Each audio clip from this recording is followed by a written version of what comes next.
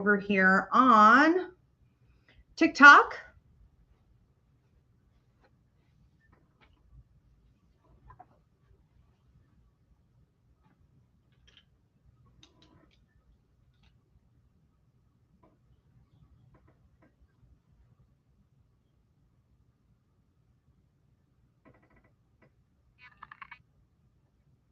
All right, very good. Welcome, everyone. Welcome.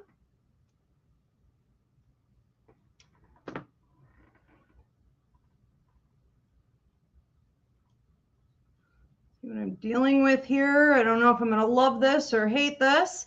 Welcome, everyone on Instagram. Please let me know that you can hear me and see me all right before I go ahead and get started. This is Instagram tonight. Welcome everyone on TikTok. Same thing. If you could let me know that you can hear me and see me all right, that would be greatly appreciated. And welcome on YouTube at Ask Ivy the Medium. Please, same thing. Let me know that you can hear me and see me all right. Okay, I am missing some things. Let me go double check.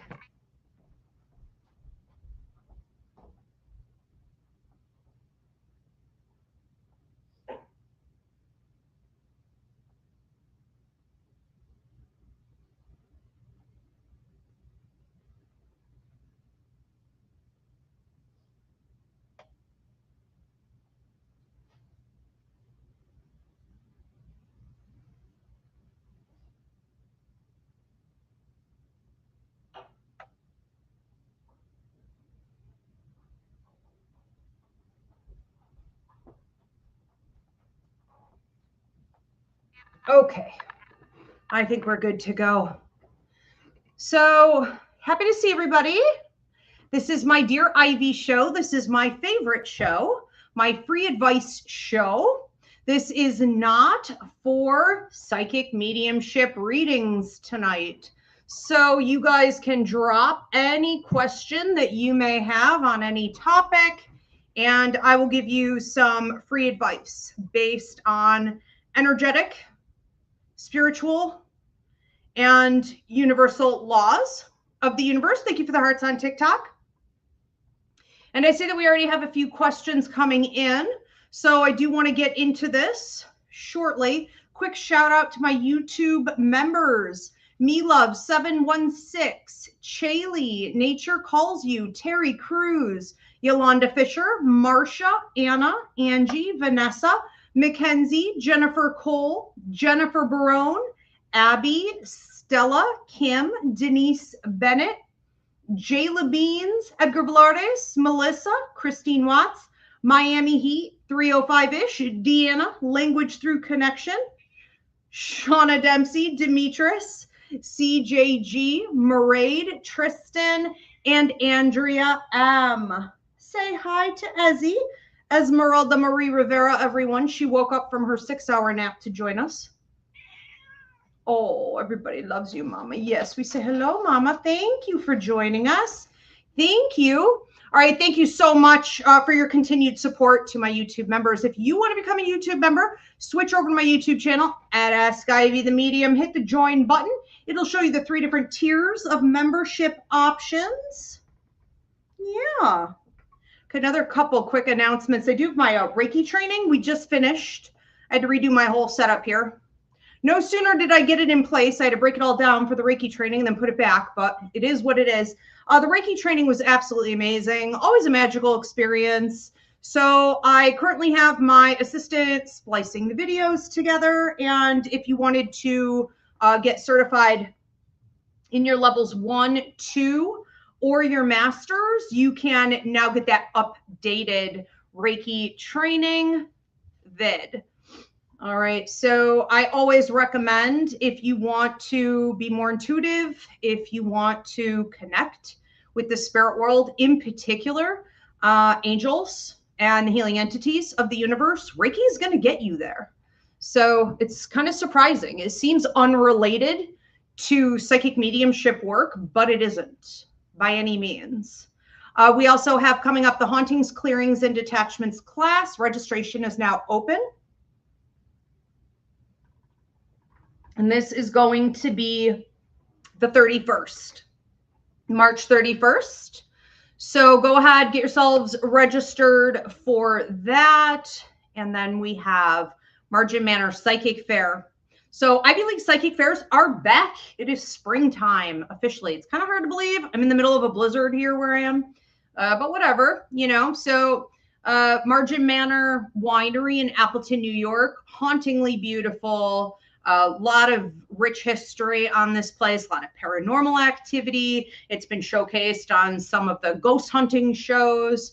I bring my Ivy League Psychic Fairs, I work them, and then I bring my readers that are certified through the academy there 3 times in 2026. We will be there. Registration is now open for April 26th from 1 to 4 p.m. So you could do wine tasting, you can shop from local artists, you can walk around the grounds, and then you can come and get readings from us. Okay, so my pre-booking is open. So are the 2 readers that will be there with me. And you can also try your hand at a walk-in.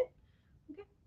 Book your spring or summer party now. So if you wanted me to come and perform a show, gallery show, I could do private reads afterwards. Sometimes people prefer one or the other, but typically people want 1 hour of gallery for your audience and then private reads afterward. Now would be the time to start booking your spring and summer parties. Even into fall, things are booking already. So this year is going to be no joke with the in-season. Get on it. You can also book my Ivy League Psychic Academy certified readers for an Ivy League Psychic Fair. So hope to see you for that. Let's go ahead and get into this today. So welcome everyone. I'm Ivy Rivera. I'm a psychic medium, Italian Airwalk, and this is my Dear Ivy show. This is a free advice show. I am not doing free psychic mediumship readings. If you need to book a reading with me, I do work internationally. It's a super simple self-booking system. Go to Ivy Rivera psychicmedium.com. But this is a play off of Dear Abby, the famous columnist who I adored when I was a kid. I wanted to be her. I would get my little cup of coffee and I would read her newspaper articles where she was taking different random questions from the public and giving her advice. And I thought, what a life. So I tested this out about 1.5 years ago and you guys really ate it up. So I'm thrilled. You can drop your question at this time if you haven't already done so. Thank you for the hearts on TikTok. And you can ask about literally anything. So Dear Abby, the columnist, you know, she would take questions like, they were mostly relationship questions. You know, somebody was fighting with their in-laws, or they weren't happy with their husband's behavior, or they were having a problem with a neighbor, or it was like work related. I mean, there was always something, you know, some drama. But I am answering from an energetic, spiritual, you know, universal law perspective. So I'll be giving a little bit more guidance, I think, from that angle versus just like, I don't know, you know, this is sort of my opinion, not to say that I disagree with her opinions. Okay. But let's see what's coming in here first. So we have Deanna Alt says, hi, Ivy. What advice do you have for shadow integration? Integration has been rough for me. Okay. So yeah, I think that it's funny because I posted something today on how we often feel that we've done the healing work, you know, the shadow work. Maybe we went to therapy, maybe we learned the lesson, and then we feel like the universe is punishing us, or it's taking too long, or why am I still caught up in this cycle? Why am I being tested? And it is a slow process. So the first thing to understand is that just because you think you've done some of the work or you've learned the lessons, even if you can reteach those lessons, speak on these lessons, fully explain what it's all about, it doesn't mean that when the universe comes in to test you, which typically runs for 2 years, sometimes longer, depending on how you react, it does not mean that you can sort of by-step, you know, that whole process. So I would say that integration of the shadow work, number 1 is patience. It's almost like we want to get to the finish line. All right. So why is this taking so long? Why isn't this over yet with? Like, what else am I really supposed to be doing with this? Isn't it enough already? So it's understanding that you do your part, which is typically about 50%, I like to say. And then you allow for the universe to step in, and the universe steps in its sweet time. It's never early, but it's typically never late. So the universe will step in and do its 50% on your healing. When the universe steps in to offer you the rest of the healing, it's going to feel like a wave coming over you. It's not something you have to work at. It's simply something you allow. And it's a beautiful thing. But when you're in the in-between, you could have this feeling of being stuck. And there can be this sense of like, maybe I'm not done with the work. What more am I supposed to do? Possibly nothing. Okay. So just know that if you've done the best you can with the information, the tools, the wisdom you've been given, you are applying it, you are setting the boundaries, you are doing the transmutation, the alchemy, you are holding the line. When tested, you are walking it out. That's it. That's the story. Leave it alone and let the universe come in and do its part to bring you through the rest of the way. I think what we do in our society, even with healing work, even with energy work, even with spiritual work, we have this capitalistic mentality, and it's like, go, go, go, more, more, more, get to the finish line and instant gratification, and let's wrap it up and get on to the next thing. And it's like, doesn't work that way. That's not how the universe operates. Okay. Especially when it comes to healing. It's never linear. It's always cyclical. Okay. So, try to be more patient with that part of the cycle. I would also, if you feel like you're struggling to integrate it, I mean, I'm assuming that's pretty vague the way you said that. So I'm assuming what you're struggling to do is really walk it out in your day-to-day life. And the only thing that can really help with that, in my opinion, is practice. So not allowing yourself to become the block.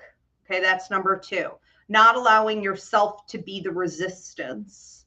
It is hard to be the change that you want to see. It is hard to set the boundaries where you need to set them. It is hard to sort of become this whole new person when you're in the same identical circumstances you've always been in. But it's just deciding that you're going to show up for that every day and then doing it. Doing it unapologetically, doing it sloppily, being a hot mess. It's not about perfection. It's about progress, and you're going to get there. Okay. So practice doesn't make perfect, but practice makes progress. And that's it. It's habit forming. Everything is patterns and habit forming. Okay. All right. I hope that helps. We're going to move on to another one. We do have Diana, my beautiful producer, with us here tonight. And she's going to be taking your questions. So whether they're on TikTok, they're on Instagram, she's going to be pulling them, YouTube, whatever. And then they'll be popped up on the screen here on YouTube. This will also be time stamped and published. It can take on YouTube like 24 hours to publish. So if you want to go back and listen to your answer later, it's going to be YouTube at Ask Ivy the Medium. It's also the best way to support me. Could everyone please give this video a thumbs up at this time? Thank you so much for the hearts on TikTok. Thank you. Please give this video a thumbs up at this time. Share this, okay, in case you know of someone else who needs it, and drop your question for some free advice at this time. I would also love to hear in the comment section where you're tuning in from. I agree. Come on up. Oh, the baby. All right. This is Heather Hopkins says, when something from your past comes back, what's there to learn from it? Well, it would depend. I mean, are we talking a person? Are we talking a situation? Are we talking about a memory? Are we talking about a thought? I would have to look at what specifically it is. I would have to then look, at how it's influencing your life contract. Like, is it done? I would say that there are 2 main reasons. Let's just say that it's an old relationship, for example, coming back around, or an old circumstance, okay, as an example. So if it comes back around, Toronto, Canada, Anna Teresa, I didn't know you're from Canada. I love that. Thank you, Anna. So when something or somebody is coming back around, it can be that, number one, they feel there's unfinished business. Okay. And they want something from you. So whenever someone from my past shows up and they don't appreciate it, but straight out of the gate, you know, I'm like, hey, how have you been? Awesome. Awesome to hear from you. What do you want? Because let's face it, you know, they probably haven't been really wondering how I'm doing. They haven't been participating in my life. They haven't been able to show up in my life in some way that I would even allow. So like, you're back. What do you want? They usually want an ego stroke. They feel as though the distance between you and them has left them in a place where they feel like they're in a bit of a rut. They were rejected in some way. They want to come up out of that. They can be finding typically that they aren't getting the same amount of support from other people, or the people they were getting support from have kicked them to the curb. So now they're back around because they know that you have a good heart. So people misread me in that way often, that because I was good to them when we were together, we were friends, we were lovers, whatever, because I was so good to them, they think they're going to come back and get that for free later on down the road. So people could be approaching you because they think they can get back in and have things the way they did. No one else is giving it to them, or they've been, again, maybe cut off. They want free labor. Maybe they feel as though there is something between the two of you. I get this a lot too. People coming back from the past because they feel like there's unfinished business between me and them, for example. And I often say, I'm not confused. They're like, I don't know what happened. I don't understand. Well, I don't feel that level of confusion. I know exactly what happened. I know exactly why I'm not dealing with you. I know exactly why it was going well. I know exactly why it had to end, da, da, da, da, da. So if you're confused, deliberately confused, they're choosing to be confused, it's because they don't want to look in the mirror. It's because they don't want to do the growth, the self-development. They want to instead try to come back and get into your life so that you can appease that. You can make them feel like now there is no more unfinished business. And what you want to do is kick them right back into the ring. You'd be like, nope, go do your work. Go work on you. This has nothing to do with me. You're confused, you're lost because you're lazy. You're not doing what you need to do. So that is typically why we have people, situations and circumstances coming back from the past. They want some type of resolution, but without doing the labor. And if they can just get you to agree to be part of their storyline, their fictitious nonsense, it lets them off the hook, so they think, from having to do that work. And that could also be old bosses, you know, employers. I've had old employers come back around like, oh, can you? No, absolutely not. Was it? No, the structure was, you know, fragile at best when I was there. I'm not coming back to any of this. I don't want to have anything to do with any of it. So it happens typically with friends, lovers, anywhere where there's shared resources or income. Okay. That's it. Does it mean there's unfinished business? Maybe for them. It doesn't have to mean there's unfinished business for you, in which case you don't get involved. It's over. It's done. Leave them to their work. Okay. But sometimes it isn't complete. And maybe you do feel as though there is still some work between the two of you that needs to be done, whether it be healing, whether it be growth, you know, maybe alchemy from pain to power, whatever happened. It does not necessarily, though, require that you actually deal with that person or situation in order to get that done. I talk a lot about how we work in the sleep state in other dimensions with other people, and how we work with karma and being able to complete storylines or even rewrite endings, right?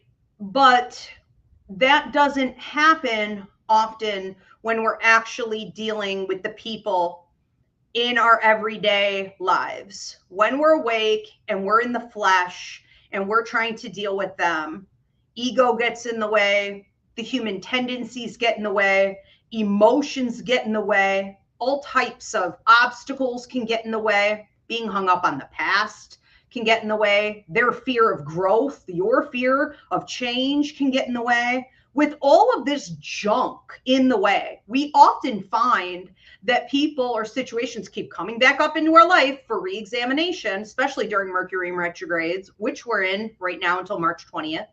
And it's like, what? I can't do anything with this. That may be true.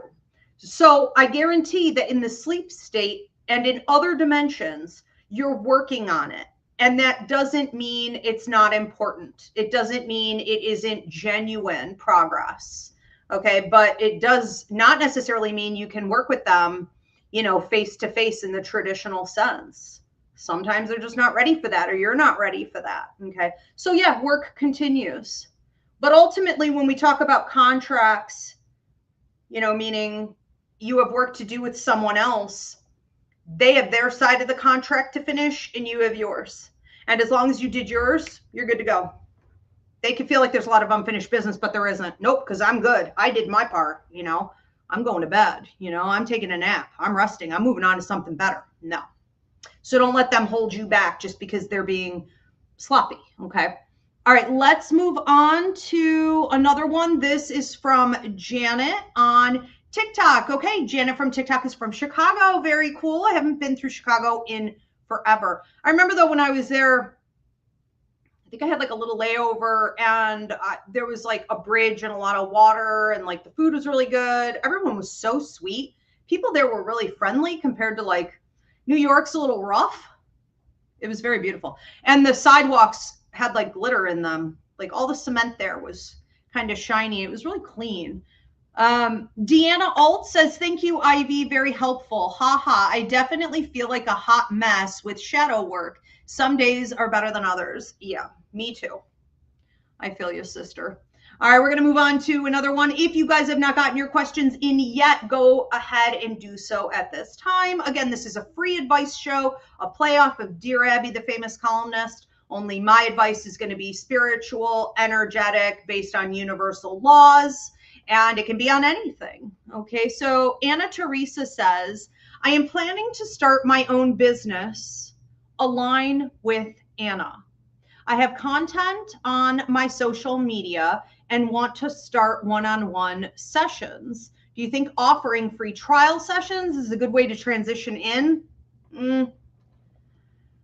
I mean, I have found that the biggest wastes of time ever are when I'm offering something on sale at a reduced price, or I don't know. I don't know if I've ever really done like free trial of anything.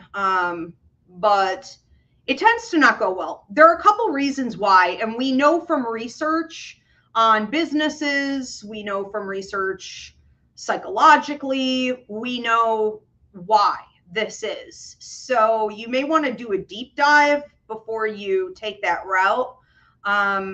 We know that people tend to value things that cost them something.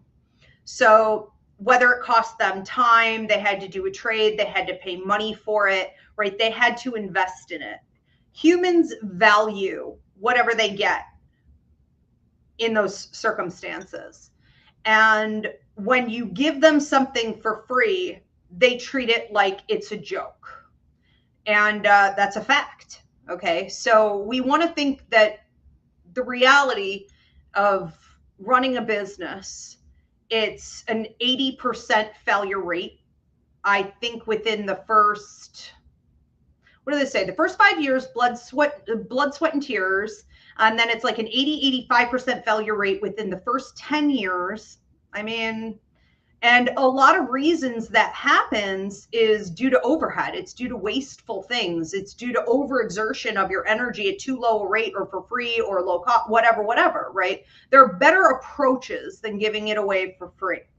I would also say that when you start letting people, come in at the beginning of any business and they're actually working with you, they are usually already getting it at a low rate. And they come, I call them bottom of the barrel clientele.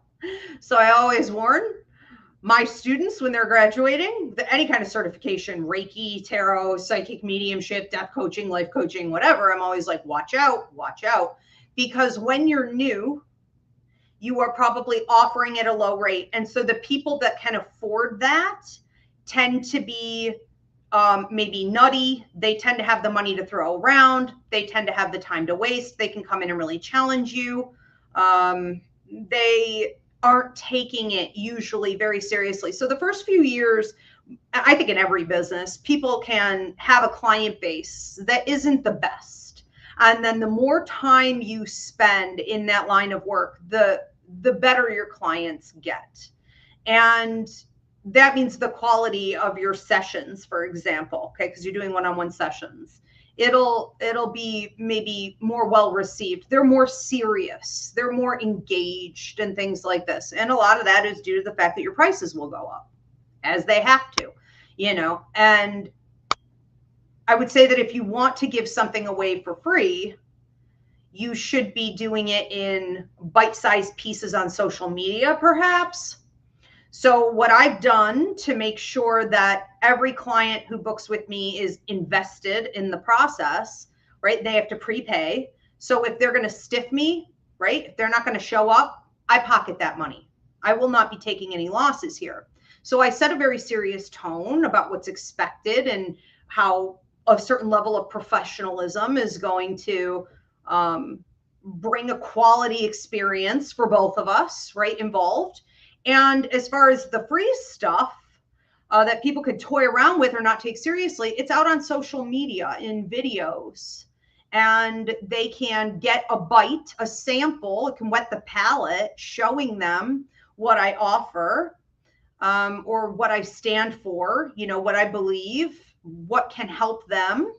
But that's all they're getting. Okay. And that's more than enough. There almost isn't a way out of that these days, because if you're not showing up anywhere in social media, like, how are they really going to find you? When I started doing all this like 15 years ago, we had tons and tons of like psychic fairs and holistic fairs and traveling. I used to travel constantly. And it was showing up, boots on the ground, handing out those business cards, networking. These days, it's YouTube, it's TikTok, right?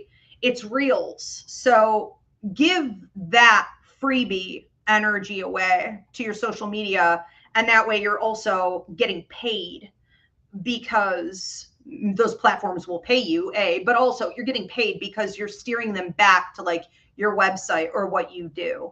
Okay. So it's bringing in, like, there can't be waste. There can't be waste.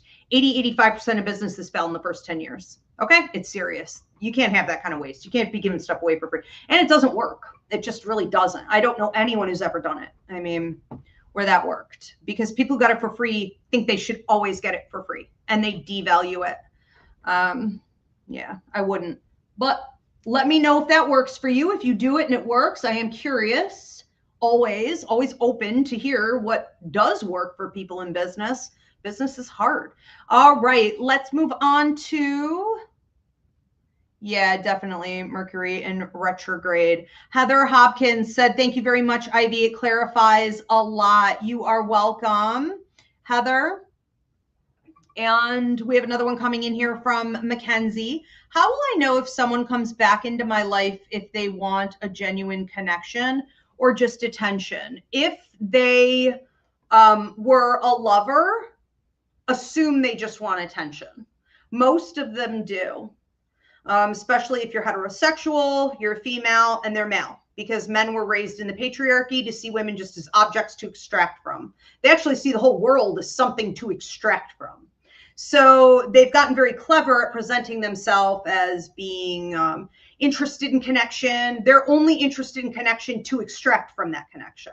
So unless they have really deconstructed from the patriarchy, unless they're truly living out feminist values, unless they have already proven to you to have empathy, intuitive intelligence, emotional intelligence, unless they have proven to you in the past through patterns to be there for you, to see you as a human being, assume they're only coming back to get their ego stroked. I would say the same thing for women or friends. You know, if you find that these women struggle to like also deconstruct from the patriarchy, if they have not started to decenter men, they are also extractors. So women and men who base everything in their life on their programming from the patriarchy, they're extractors. So I think of women like this who come back around as being opportunists, okay, more than anything. They want to be close to you or bring you back into their life because they think there's something you have to offer them. You can support them in some way, but you should already have seen patterns with them in the past that friendship was one-sided. Okay. And you can say this with anything. You can say this with like family members. I mean, it really kind of works that way. If someone wants to come back into your life, in a nutshell, my advice on this, if someone reaches out, wants to come back into your life, you should trust not their words. That doesn't mean anything. Okay. Not their words, but you should trust the past pattern that you have known of them. What have they shown you in the past? The amount of effort, energy, stamina, determination, character development, and integrity that it takes to change a pattern is pretty big. And it typically takes 2 to 5 years. So if you don't have any proof that this is what they're doing, then they're coming back to use you up. And most people are. Yep. Because they're just like, it's like, I think of anteaters, they got that snout and they just like suck up the ants, or like a robot. It's just like, they're just constantly scanning. They're like food source. What can I suck out of people? You know what I mean? And it's like, oh, back to my ex. Oh, back to my old friend. Oh, back over here. They'll let me back in. They were always nice. It's like, no. Right? They're just bouncing around aimlessly. So yeah, be very careful, especially this right now, because this particular Mercury, oh my God, you guys let me know in the comment section. Was this particular Mercury in retrograde especially bad for you guys with like tech problems or miscommunication or past people and situations returning or emotional meltdowns? Because it would have started 2 weeks before the Mercury in retrograde hit, right? So it's like a month ago, and then we've got it until March 20th. And we'll still have a shadow period for 2 weeks after that. So let me know. I mean, it's been particularly bad for me. I have a lot of Gemini placements. So, Mercury rules Geminis, but this one was absolutely ridiculous. Can't wait for it to be over. All right, we're going to move on to another one. This is Tiffany from TikTok said, what is the best way for me to heal from my past childhood? Well, I also came from an abusive, toxic childhood, and I can remember being in therapy before the age of 5. I think that was probably court ordered. Okay. But it did help. I remember some of those conversations. Miss Lehman, I remember her name. I remember the lemon cookies and the little cup of milk. I remember the toys. I remember some of the dialogue. I think that it's never too late to start, but you want to be careful with the type of therapist that you choose. Because I also spent, and I'm 46 now, I have gone to therapy then probably since I was like 4 years old, 4 or 5. That's when I start remembering it all the way, okay, through my 30s. And I've seen it all. I have wasted a lot of money on the wrong type of therapists. I think that when you have childhood trauma, and I wish I had known more about this, or it really existed more in the 90s and the early 2000s, but it didn't. I would never waste my time going back to a lot of those therapists. But if you have childhood trauma, a trauma therapist is going to be key. Someone who is going to help you pull it out, someone who's going to help you manage the deep-seated issues and have a game plan. If they're goal oriented, like, where are we going with this? What's the point? You do not want to be sitting on someone's couch, paying them $200 an hour, going nowhere aimlessly. So it needs to be trauma therapy. I think for a lot of us too, betrayal trauma. Now, I haven't gone into a therapist like this, but I want to.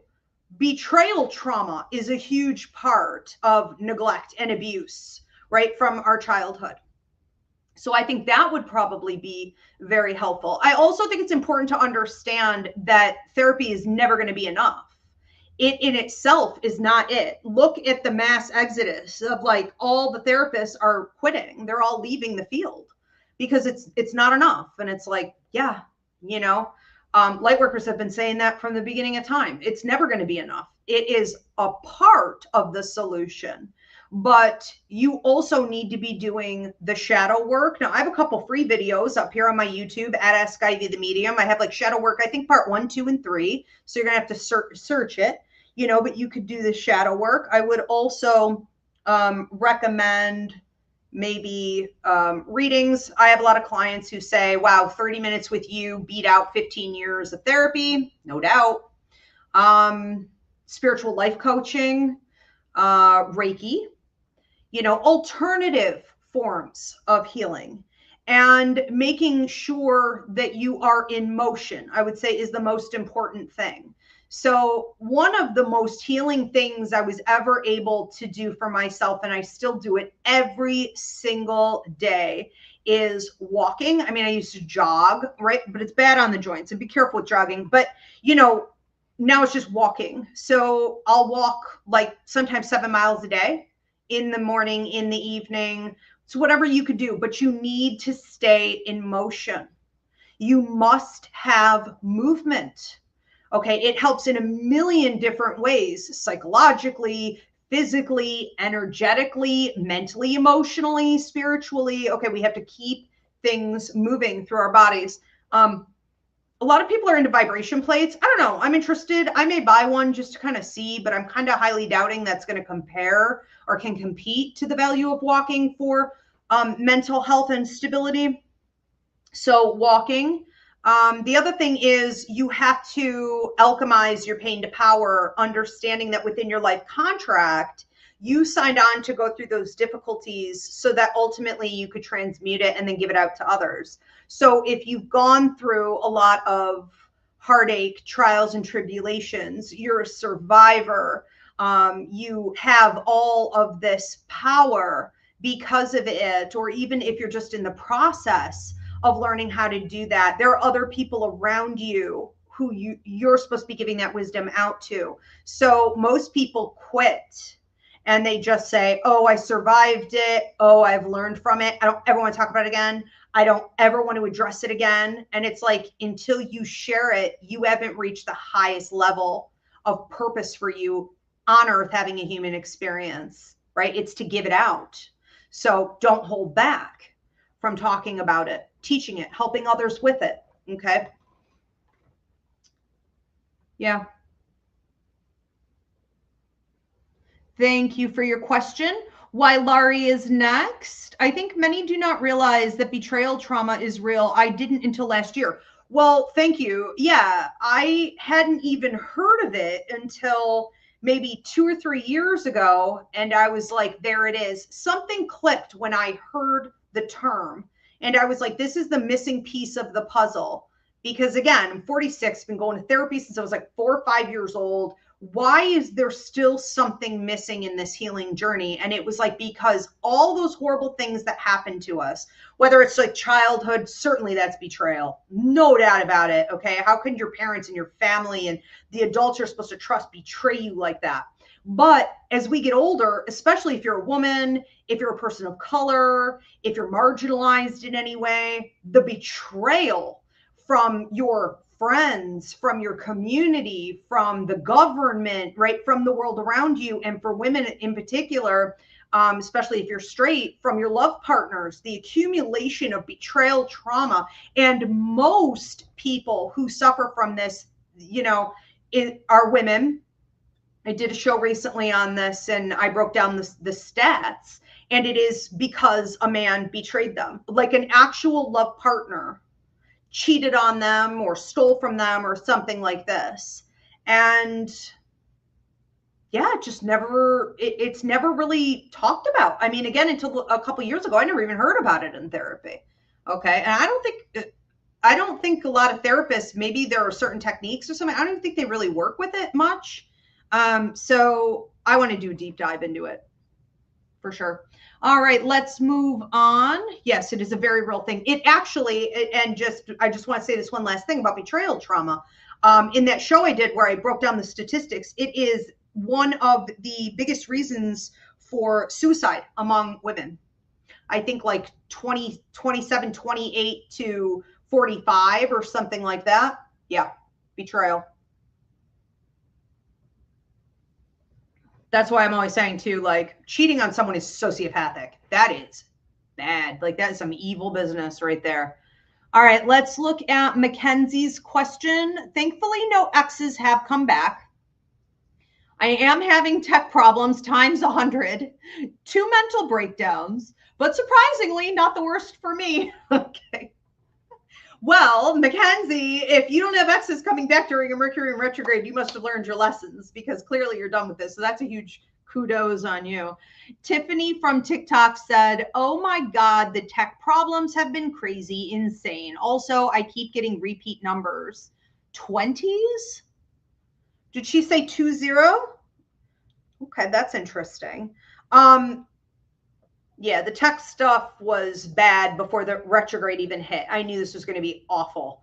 The number 2, for those of you who are seeing number patterns, the number 2 is about teamwork. It can mean a soulmate entering. It can just signify that this is a period of time in your life where you can have the biggest levels up if you are working with other people.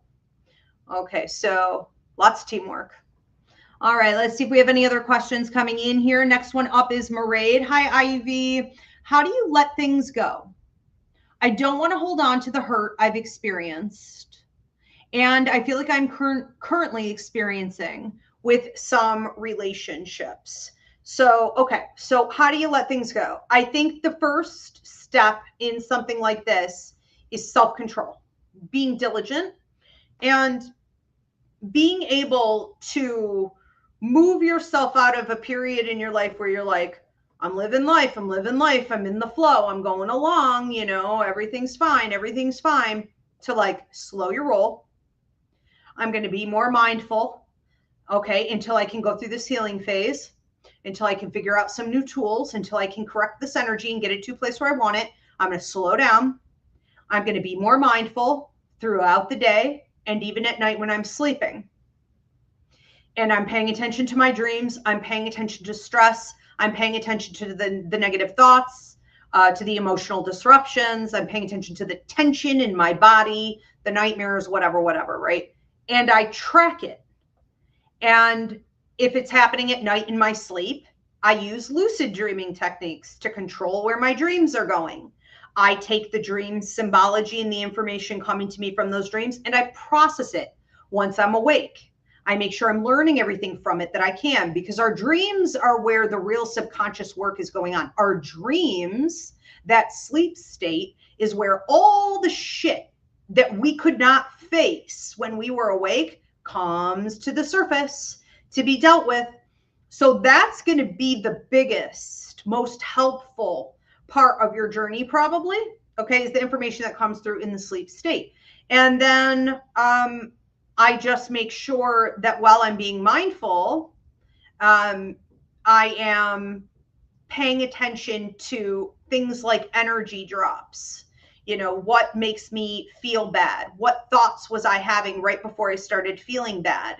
What makes me feel like I have a pit in my stomach? What makes me feel a sense of despair, a terrible foreboding, like the other shoe's going to drop? Okay. Or maybe for you, it feels like I call it Chihuahua syndrome, where I'm like nervous, I'm tense, I'm anxious, something's wrong, you know, something's wrong. These are all signs, physically, mentally, emotionally, energetically, that you've been triggered.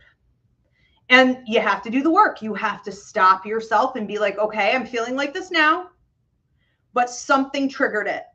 I'm going to go back a little bit and I'm going to pay attention. What were my thoughts recently, the last hour or so? Who was I talking to? What did I see? What was I exposed to? Here's a good example. Something happened to me yesterday where I caught myself. And I wasn't even trying to be mindful. I just got my body trained to pay attention to stuff like this. And I'm going about my day. I really don't have time for this, but I'm going to make time because I prioritize these things to prevent backup. Okay. So I noticed I felt like crap. And I said, whoa, whoa, whoa, whoa, whoa. What happened? And I was going through my thoughts and I was paying attention to what emails I had just read and I was paying attention to who I had just spoken to. And then it hit me. Okay. And you can ask your higher mind, like, show me what, or ask your guides, like, show me what, because I honestly don't even know where this came from. Show me what happened. And there it was. It was a video. It was a video as I was scrolling. And I was able to go back and I was able to understand why. Okay. And then correct it. And the way you sometimes have to correct situations like this is to understand that you are triggered by something.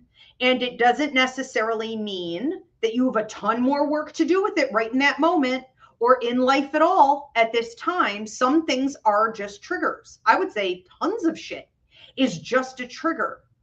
And you can say, I am replacing this heavy, low level drag of an energy, this bad feeling.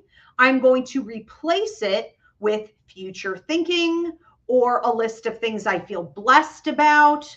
A simple trick that I will often use is just like, whoa, whoa, whoa, whoa, whoa. I'm going to have a bad attitude right now. I better quick look at my blessings and I can pull out 5 different things. I'm lucky this is happening right now. I'm lucky I've got this. I'm lucky that just happened. I'm lucky I have a roof over my, you know what I mean? Whatever it is. And you snap your attitude, okay, back into a high vibrational energy. It's not hard to do. It just requires discipline. And like I was telling somebody else earlier, it's all about patterns and it's all about habits. And if you have spent most of your life being pushed around by your thoughts, being pushed around by triggers, right? Then you have to get yourself into an existence that focuses more on metacognition. So I am an observer of my thoughts. I'm an observer of my experience. I'm an observer of my feelings. You have to set a new pattern. So it's about self-discipline. And taking that trash and replacing it with something higher vibrational. And then automatically your brain just starts doing it a lot of the time. You don't even realize. Now, if there is something that still needs to be healed, you're agreeing with your higher mind to go back and heal it later. Maybe a therapy that week. You know, well, maybe I'll write that down in my journal and I'll process this later. Maybe I need to watch some videos on that or read a self-help book on that. Maybe I have a little more work to do in that area. That's fine. It does not have to be done at 4:10 in the afternoon on Tuesday. You know, it can be done in a minute. Keep it in check. Okay. Stop. And I think this is for everybody. You know, we really need to stop letting our thoughts and our feelings and our, you know, everything just push us around. All right. Do we have any more coming in? Thank you, Mairead. All right. Tiffany from TikTok said, Ivy, thank you for the advice. I'm recovering. Thank you for not just telling me to journal every day. Yeah. What a load of. And I have a journalism degree. I mean, I did journal every day. You know, I was like, at what point? I mean, so much of my therapy journey was junk like that. It was just stuff that, like, what am I paying for? I'm coming here to do what? Like, anyone could have figured that out. You know, it's not that there's anything wrong with it, but it's just not going to get you there. I think what they were almost getting at with all of that, though, you know, is the metacognition. So I understand it, because it really is being able to observe what you're thinking and feeling. Like, until we can do that, we can't really get anywhere else. But why didn't they just call it metacognition and focus on that? What's with the freaking journaling? I had so many journals at one point in my life. There were boxes. I still have boxes and boxes in the attic. There were like boxes upon boxes upon boxes of journals, drawers and cabinets just full of these journals. It was like, okay, and this just really didn't ever get me anywhere. That's funny you mentioned that. As I tell Marie to journal. All right, so let's move on to another one from Karen Grabowski. My sibling and I need to plan a funeral once the remains are returned, which might be a while. One person wants a celebration and the other a Catholic service once the remains are returned. Is that the whole thing? Is there a question? Is that it, Diana? Okay. Okay. So that's cool. So do both, you know, because spirit doesn't care. So I have never once in a lifetime of doing mediumship work had a spirit come through from the other side saying, I want to be cremated, or I want to be buried, or I want you to have this service with this religious, you know, construct, or I want a balloon release, or I want my ashes. Like, no one says it. They always say whatever is going to bring you peace. They always say, it doesn't matter to me anymore. So whatever is going to bring you closure, whatever is going to make you guys feel as though you are at peace with my passing. Okay. They really don't have demands like that anymore once they're gone. So that's not to say that they haven't come through periodically and said things like, oh, I see where you have my ashes, or I see the memorial service, or I think you need to do a releasing ceremony for yourself. Like, they will say things like that from time to time. But again, that's about you. That's about you being able to connect with them. So I'll tell you what they don't want. I'll tell you what spirit doesn't want. They don't want you fighting with your siblings over the money, over the house, over the ceremony, over the service, over the ashes, okay, over the jewelry. They don't want you guys fighting. So if you want a Catholic ceremony and your brother wants some type of alternative service, the easiest thing for you to probably do is both. And both are legitimately real. And if he doesn't want to come to the one service, or if you don't want to go to the other service, you don't have to. But you do really have to respect the fact that he doesn't want to possibly step foot in the Catholic Church because of all the damage the Catholic Church has done. It's a cesspool. And if he feels like that's dishonoring her or dishonoring himself, or it's against his morals or ethics, good for him. He deserves then to have an alternate to that. Most people do. Most recovering Catholics feel that way. But, you know, you may also, if you're stuck on having that Catholic service, you know, you can also tell him he can go create his own service. And, you know, it doesn't mean you have to create a separate service for him. If he wants something else, he's a big boy. He can stand on his own 2 feet, especially if you're the one overseeing the estate and getting everything in order and da, da, da, da, da. If you've taken on the majority of the labor, then you do it the way you want. And he's a big boy. He can create a separate service and he can invite people and honor it that way, or do it on his own, you know. But a lot of people do this with weddings and funerals, where they want 2 different things, and there's no reason, you know, we can't have as many as we need to. We don't have to always try to force it and combine them. It's like, let everybody do their own thing. I would also just be real careful that, you know, if he does want to go, which I kind of doubt, but let's say he does go through the whole process and he organizes something on his own and okay, let's say he does, you know, I would be careful about like refusing to go. Because a lot of people create a lot of tension and it's not forgotten, you know, when we don't show up. It's in a way saying like your way is insignificant, you know, or it's invalid in some way. But yeah, let him do it himself. Let's see if he finds it that important. No one should have a say in really how you're doing things if you're the one doing all the work, though. For sure not. Okay, let's move on. Karen Grabowski says, I missed the ending. I don't want to go through it twice. Then he can organize it himself. You don't have to. You don't have to be there. You know, that's what I said. You're very welcome, Karen. All right, let's move on to Red Riding Hood on TikTok. Says, hi, Ivy. I'm Robin from Illinois. Very cool. Welcome. I would like to start a business. Should I take business classes first? I really wouldn't even bother. I mean, I think that I was just saying this to somebody else earlier in the show. You know, with 80-85% of businesses failing in the first 10 years, what the hell are business classes even helping with? Because I assure you, it's not people who graduated from them that are that small percentage that succeed. I never took a business class. I have now survived, having no clue what I was doing the entire time. I have now survived COVID. I have survived wars. I have survived shit economies. I have survived a ridiculous amount of drama and trauma. And I'm like whack-a-mole. I'm like crabgrass. I just keep popping back up. You know, it's like I can survive at this point. I mean, knock on wood, you know, but like anything. I feel like at this point I could survive anything. And everything I've done for my businesses, because I have quite a few, is opposite of everything that everyone else teaches and talks about. So I think, and here's another thing to keep in mind.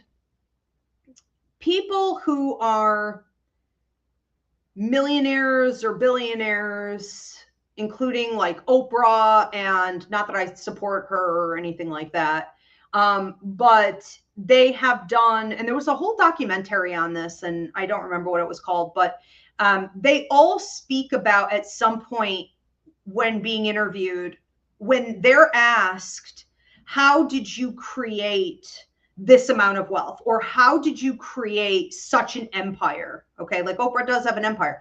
How did you create such a successful business? Like, how did you do this? And they all say the same thing, and that is that they are using psychics. Okay, but also what they say is that they're using their intuition to make decisions. So instead of using their logic and instead of using their emotional intelligence, okay, they're using their intuitive intelligence. And I'm talking to you guys about this all the time. Intuitive intelligence will always trump logic and emotional intelligence, always. So every move they have made that was significant, they did it from their gut, and it opposed often what their logic was telling them or what others were telling them. Okay.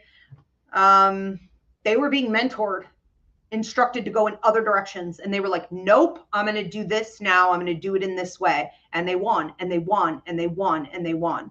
That's how I do everything. And I know that's the reason my businesses have survived, right? Am I a billionaire? No, but like, you know, does that matter to me? Not at all. But, you know, my goals are met.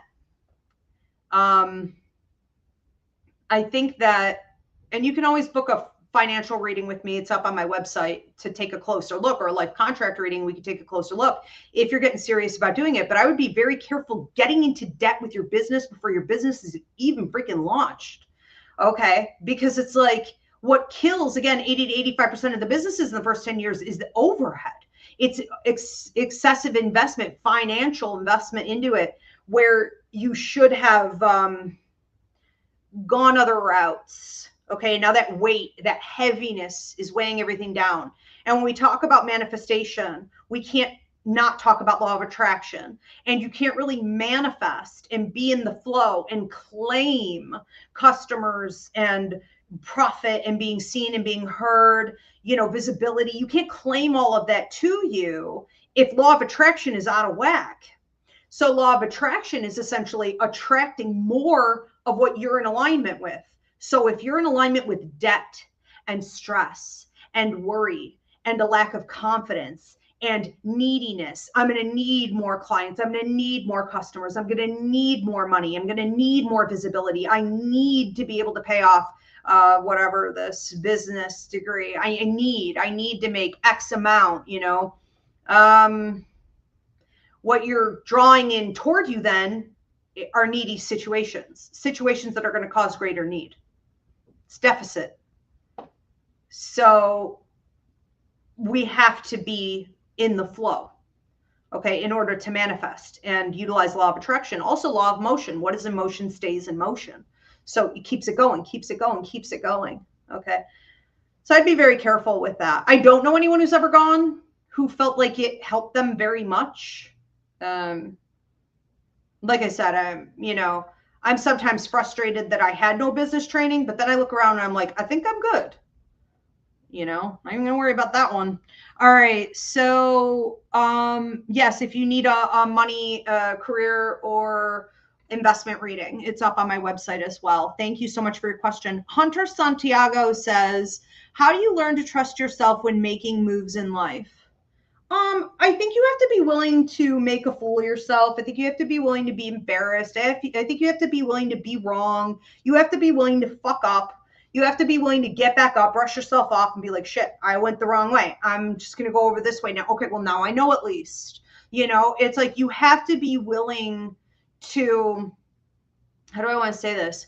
Confidence in making moves in life doesn't really come from the way you think about things. It comes from the way you feel.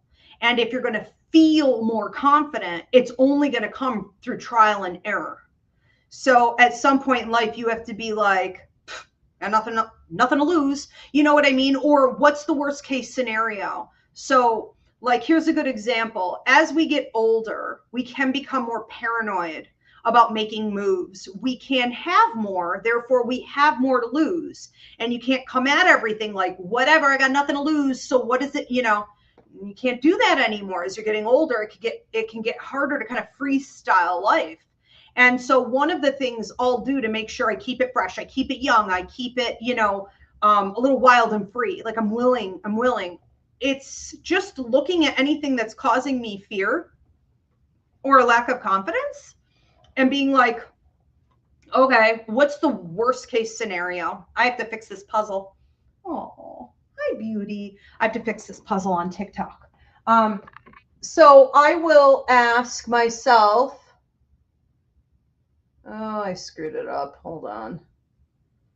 They got to get me a new puzzle. There we go. I'll ask myself, well, what's the worst thing that could happen? What's the worst case scenario? And, then I'll look at those answers and I'll be like, even if it's like pretty bad, I'll ew. No, thank you. Can I have the other end? Even if it's pretty bad, I'll be like, well, let me get used to that. Because if this is going to be bad, potentially, like, we just think on it. And I think the more we can put ourselves in a position, the more we can feel the vibe of something, the more we adapt to it, right? It's like Stockholm syndrome. It's like, okay, it's not that bad. It's not that bad.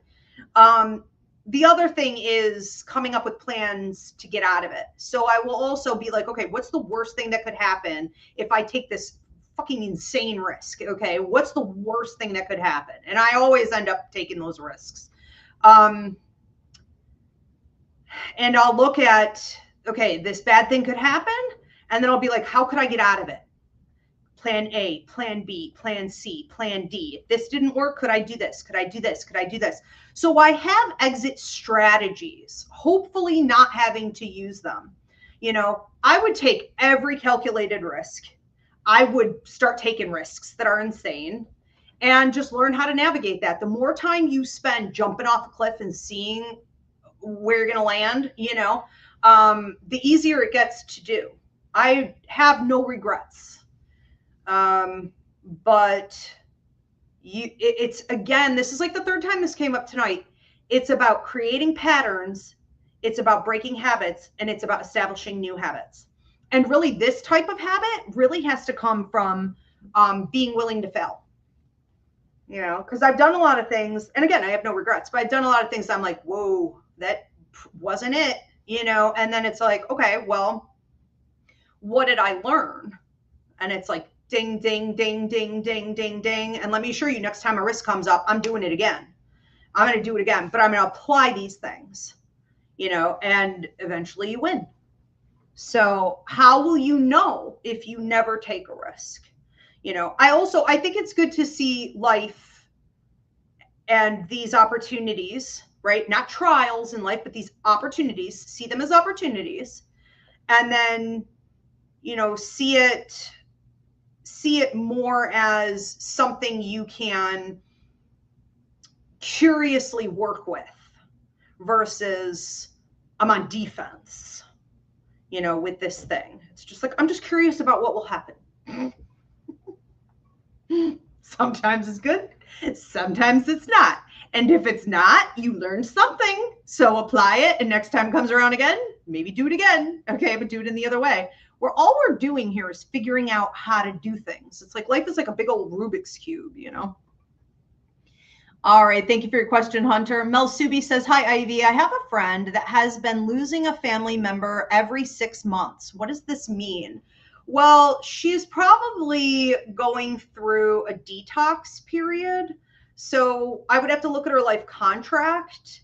But if you've ever gotten a life contract reading with me, I talk about your 5 to 6 pivotal points. And then I talk about the 2 years of detox that come right between each, or right in front of each one of those pivotal points. So it's 2 years of detox, the pivotal point, and 2 years of building. Okay. So she's probably in a detox phase. And what is the detox phase? It is loss of loved ones, breakups, divorces, job change, residency change, financial change, those in your inner circle going through distress that inadvertently affects you, those in your inner circle going through health issues, possibly you yourself going through some health issues. Typically, though, it's them causing you mental health issues or physical deterioration. It could also be like a big opportunity come in, a soulmate or a karmic partner enter, a baby entering the family. There could be some other things that go on during the detox years, but she's probably in a cycle. And it's pretty brutal. And it's also eclipse season. So astrologers, Western astrologers like to argue with me about this, but I really don't know why. It's nothing to be ashamed of. And it's not like we're causing it. But eclipse season, period, point blank, I will die on this hill, causes death. It just does. The ending of relationships, literal physical deaths, tragic accidents. And we're in it. We've been in it for the last couple months. What is it, March? I don't know. You guys can Google it. But like Google eclipse seasons for 2026 and look at those dates. Mark my words. Anyone who is teetering will go. And it's what's best. It's what's meant. Also, the grandmothers used to say, everyone dies in sets of 3. I don't always see that happen, but I often see it happen. So it could be that as well, where it's like, 3 is about divinity. 3 is about timing and alignment with our life contracts. It could be that everyone's sort of in alignment with what they need to be doing. And you as a friend, there's only so much that you can do for support. It's hard to watch that because you're like, I'm here for you. And then it's like, you can't even, eventually she probably just numbed out and zoned out, and you're like, you start to feel like as a friend, you can't even really be that productive because it's like, you can't reach them anymore. But hopefully when she's not as numb or when she's having her breakdowns, she's having her breakthrough moments, she will call you or, you can be there. My left ear is ringing like crazy.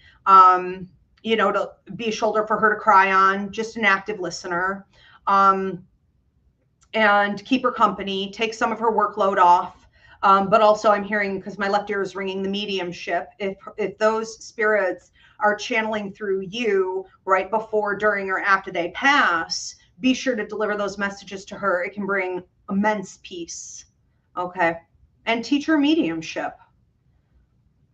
Yeah. Or tell her to get in here for the class. I mean, she needs to learn that they're not gone, that energy simply transforms, and that they're still trying to communicate with her. So she'll probably start receiving a lot, and she's probably on fire. She has probably had tremendous breakthroughs and increases with her intuitive intelligence, meaning psychic, mediumistic, and empathic. And she's like not sure even what to do with that. So you can help her with that.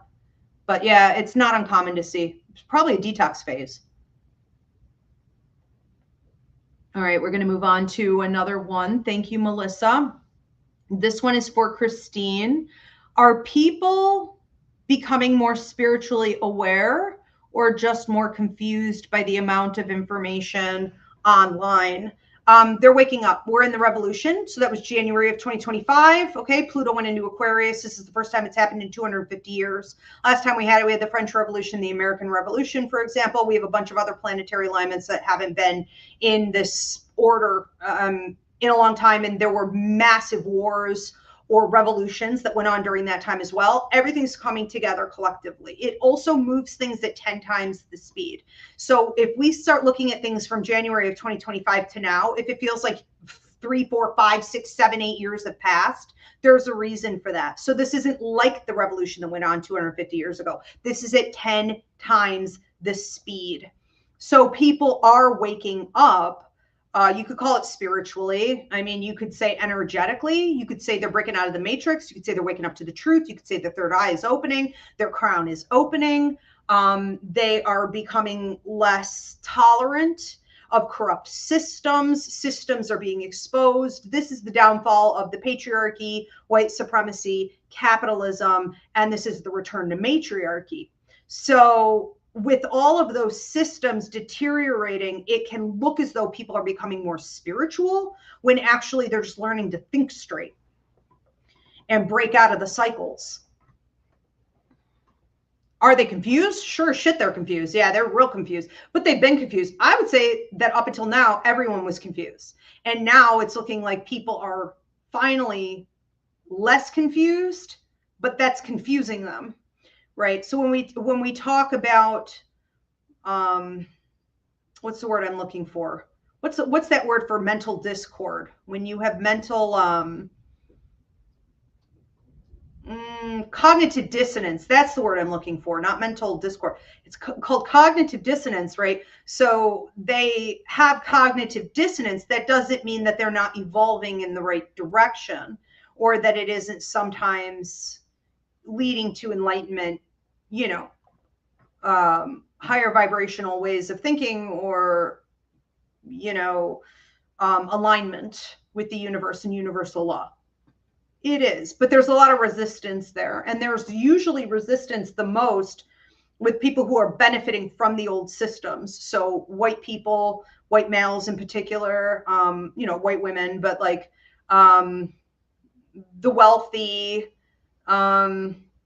those in positions of power, just think of all the systems. So those who benefit from the systems that are dying the most, those really embedded in religious institutions, they're going to be the most confused. Everyone else is like, yeah, this needs to die.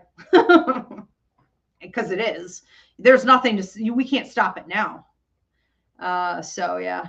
All right. Thank you for that question. Great question. I'm going to move on to another one from Deanna Alt. Hi again. Are there differences in the way older souls navigate life as a human compared to younger souls? Are there things that come more easily to older souls? Well, I would definitely say that most older souls should have more humility than what they do. A lot of people are like, I'm an old soul. I'm an old soul. And I'm like, you're an arc. You're a mess. You have been here a trillion times to Earth, and you have decided to go the wrong way every single time, clearly. You're not learning anything. Just because you've been around a lot doesn't mean you know a lot. Just because you've been around a lot doesn't mean you're doing a good job. I would say it signifies that they're maybe not that intelligent, or they're not that strong, or they're not that willing to do the work, the evolution. So being an old soul is not necessarily a compliment. It's not a good thing all the time. However, I do see some old souls that are here because they're wrapping up their life contract. They are wrapping up unfinished business from past lives. They are moving into higher, maybe more authoritarian positions, whether it be like they're becoming a guide, they're helping out in the universe more. They don't want to reincarnate again. Maybe they don't have to come back to Earth again to have a human experience. It would be optional after this. And those are the old souls worth watching and hanging out with. And I often say, like, old souls need to hang out with other old souls. And what I mean by that are the ones who are doing the work. Hang out with other old souls that are on the same vibration, okay, as you. And the younger ones, you're welcome, Melsubi. Thank you.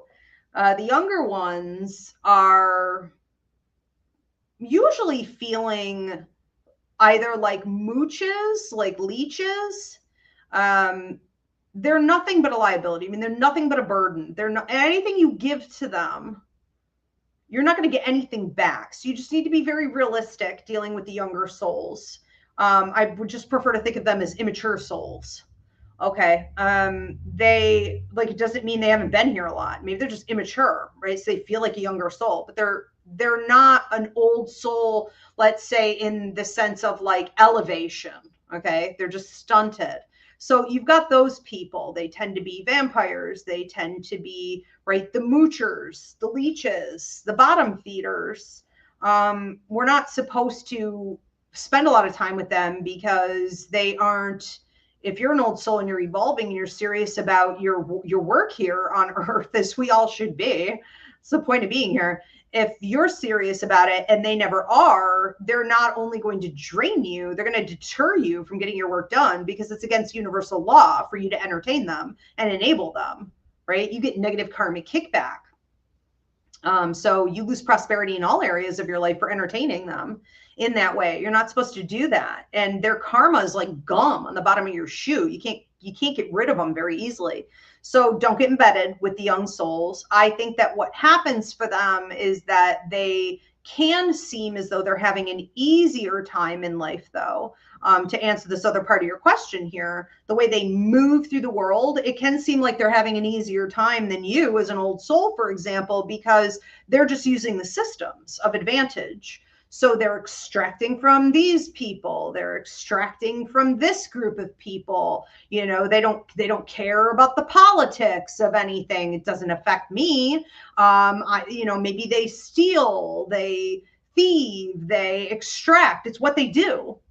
And they live like children. They live like immature souls. It's what they are. And so it can, and because everything in the world is rigged right now to support them because of our toxic systems that are currently burning down, it can seem as though they're having an easy ride. Whereas you, as an old soul, probably came into life with a toxic, abusive, or neglectful family. There could have also been family members who were going through significant struggles. There was a lot of parentification. You had to become like the empathic caretaker, an elder.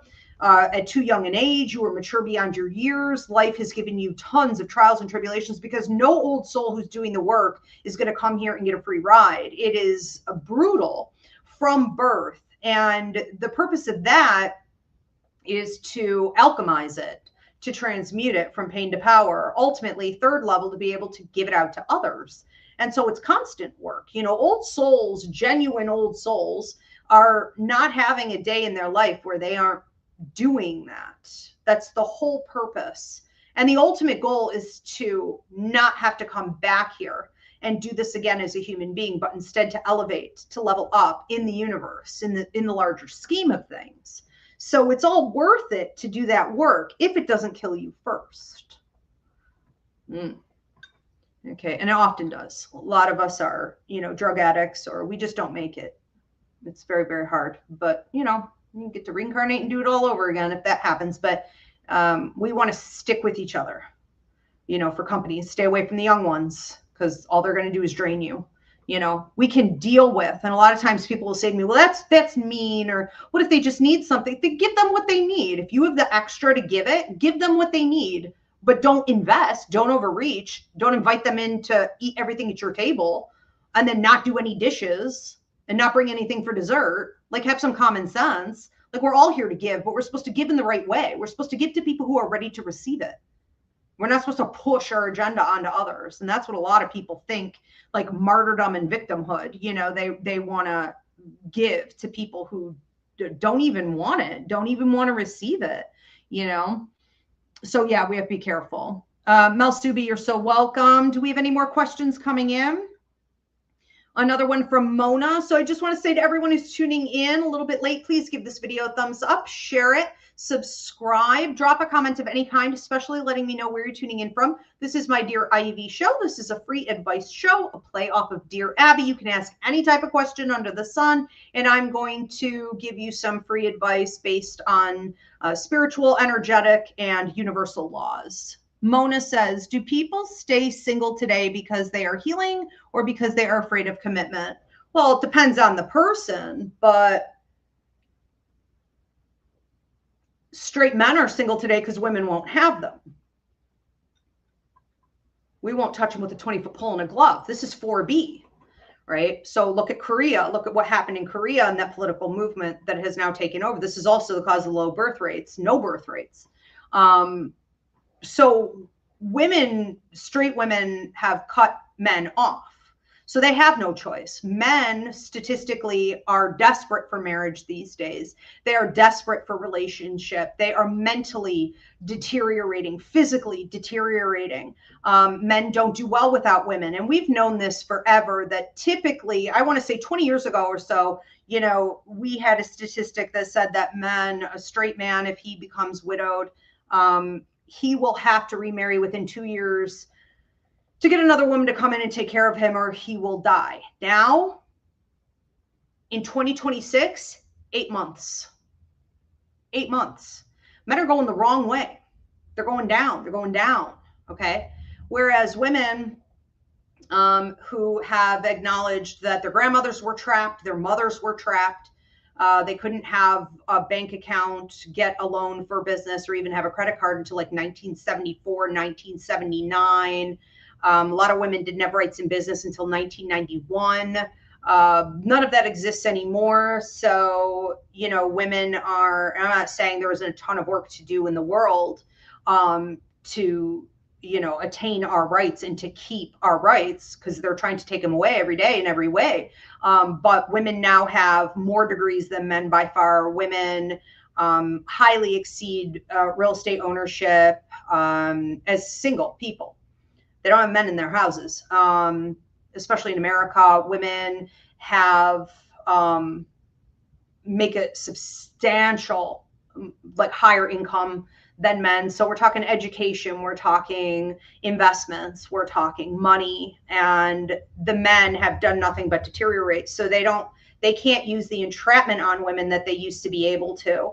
The only reason women were ever with men was because they couldn't get a loan. They couldn't have a bank account. They couldn't have a credit card. They couldn't get a degree. They couldn't do any of these things until like the 90s, you know, or like 1979, I think women were allowed to get a credit card for the first time in their life, right? So that's very recent. I was born in 1979. I mean, my mother was trapped. Both my grandmothers were trapped. So my grandmothers were 15 years younger than my grandfathers. That's rape. That's entrapment, right? That's a slave system.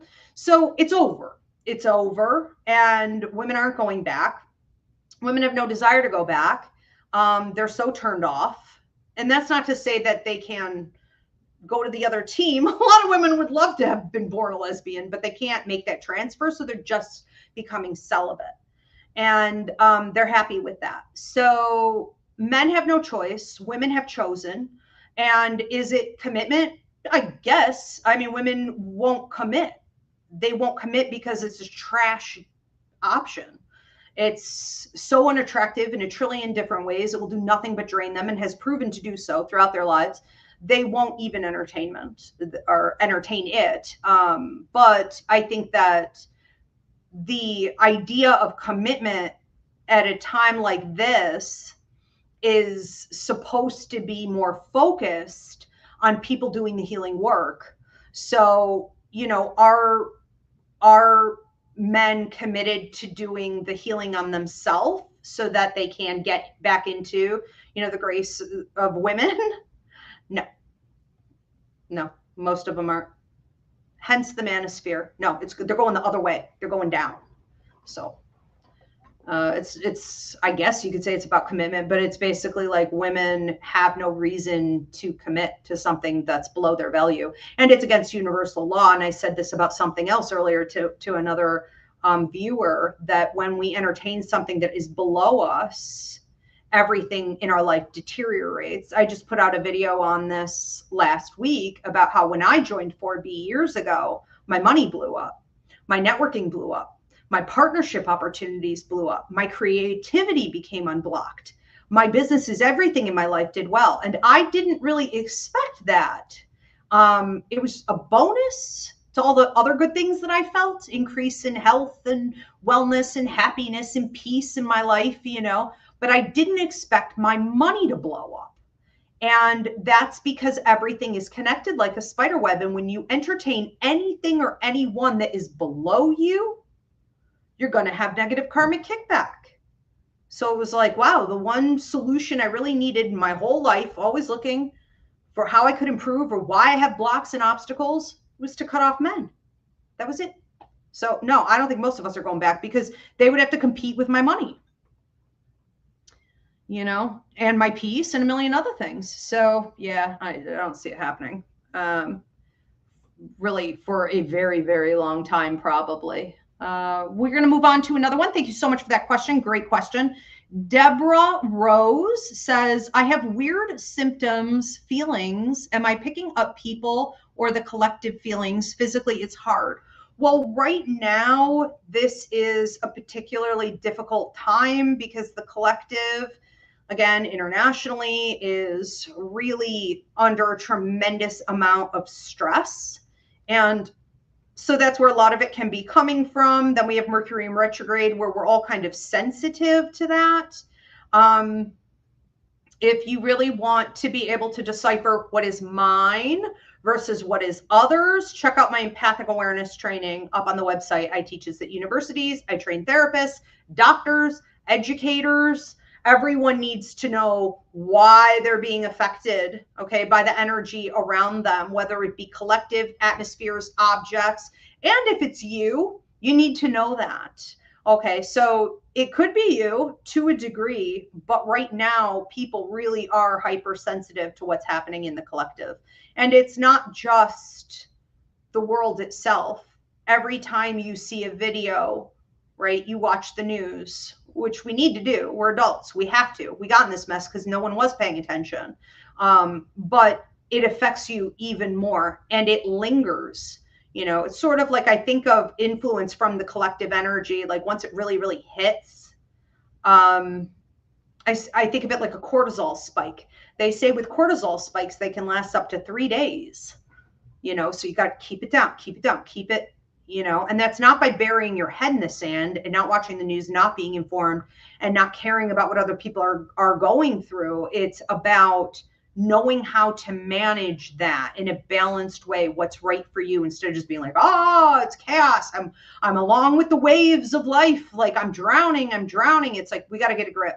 We got to get a grip, and we have to contribute the most that we possibly can, when we can, and get balanced with it, because this isn't going anywhere. Like the revolution started in January of 2025. I've been talking about it for like 15 years publicly. It just started, and everyone's like losing it already. It's like we got this is the long game. This is going to be a long, dirty journey, and it's time we start asking those questions. That's a great question. What is mine and what is others, and how do I manage this? Check out the empathic awareness training. 100%. All right, we are going to move on to another one if we have any more coming in. So this is from Johnson. Do you think society today encourages a victim mentality instead of resilience? I think it always did. I don't really think it's today. It always did. Now, the idea of being resilient doesn't make money. So it's like here in America, for example, it's a for-profit medical system. Right? So they don't want you to be resilient. They don't want you to trust your intuition. They don't want you to look at alternative healing. They don't want you to look at energy work. They don't want you to look at the truth. They don't want you to look at universal law. They don't want you to look at, really trusting yourself or knowing yourself. They don't want you to do any of that, because then how can you be a cog in the wheel? How can you be, right, just part of the machine? How can you make them money? There's money to be made keeping you weak, making you a victim, keeping you a martyr. Now, is that system dying? Yes. So do I think it's worse now? I mean, it's worse for the groups who are losing their privilege and entitlement. Yeah, it's worse for them. Yeah, they're struggling with it. Yep, for sure. The rest of us, it's getting better and better and better every day. So it depends on what group you belong to and how willing you are to evolve. But yes, some groups who are losing all the benefits from those old systems are definitely flailing right now, 100%. Deborah Rose said, thank you so much. You're so welcome, Deborah. Thank you for your question. Okay, thank you, Johnson, for your question. We're going to move on to another one. Tiffany from TikTok. Tiffany says, Ivy, you're 100% right. It's hard to find an educated man with a work ethic and money in the bank. You're telling me this is clown shoes or hygiene or a sense of self or giving a shit about anyone else or the causes. I can't tell you how many exes resurfaced in the last year for me. And I was like, did you vote for my rights?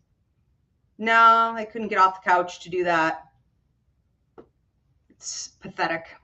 All right, Mackenzie says, as someone in debt, I have no car. Okay. And now I've outgrown the club scene. Well, you wouldn't have had a car to get there anyway, so that kind of probably works for you. All right, the club scene and my hometown friends. How can I raise my vibration from a 3 to an 11? I'm happy, but nothing keeps my interest long enough to feel fulfilled. That's really interesting the way you said that, because whenever I'm talking about growing out of what was fun or our old sense of play or our old sense of connection, I say exactly what you said, which is that shit can't hold your attention anymore. So what we want to look at as we enter into a new phase, right, a leveling up, we want to bring fun in based on whatever intrigues you, whatever holds your attention, whatever you can get invested in and like lose track of time. And that can be anything. It typically does go from, I'm not going to the club anymore, okay, or these conversations with these old friends, I've outgrown it. It's not there anymore. This isn't fun for me anymore. And it does typically move into things that look less fun, like reading or dance class, or, I mean, dance class can be fun, but like maybe like exploring. It can be museums. It can be travel. It can be just intellectual stimulation, documentaries.